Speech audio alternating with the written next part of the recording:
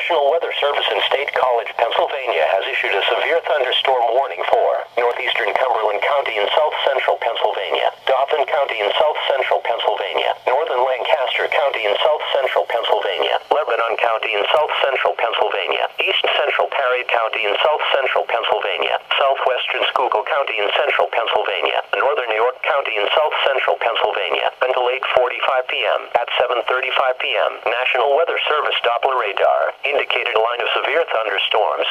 These severe storms extended from Ellendale Forge to Spry, moving northeast at 25 miles per hour.